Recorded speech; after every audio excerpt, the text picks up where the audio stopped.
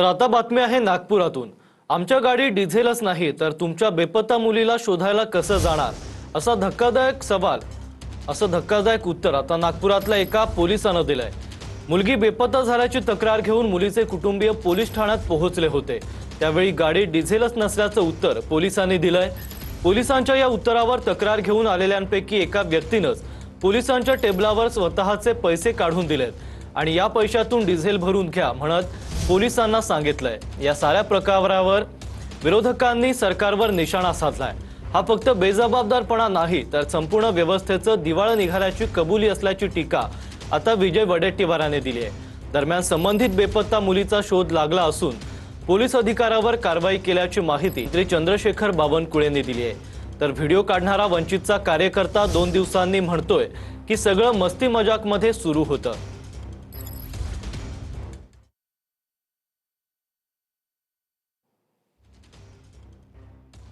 Actual में इस video में हो ये रहा है कि लोगों में बहुत कंफ्यूजन है कि हम पुलिस प्रशासन के साथ झगड़ा कर रहे हैं या फिर पैसे वाली डीजल वाली जो भी बात है वो एक हंसी मजाक का हिस्सा था। लेकिन हमारा उद्देश्य पुलिस प्रशासन को बदनाम करने का बिल्कुल भी नहीं है। तो और अगर हमारे तरफ से पुलिस प्रशासन की अगर बदनामी होती है तो मैं दिल से माफी चाहता हूँ। जो अधिकारी बोलला त्याच्यावर कारवाई केली आहे असं बोलता येत नाही अधिकाऱ्यांना। ही कामचुकारपणा आहे। डिझेल पेट्रोलच्या नावाने तो खोटं बोलतो आहे, त्याच्यावर कारवाई केली आहे आणि आता ती मुलगी आहे ती सापडलेली आहे, ती घरी आलेली आहे आणि तो व्हिडिओ जो आहे तो खरा आहे। त्या अधिकाऱ्यांनी चूक केली आहे, त्याच्यावर कारवाई केली आहे।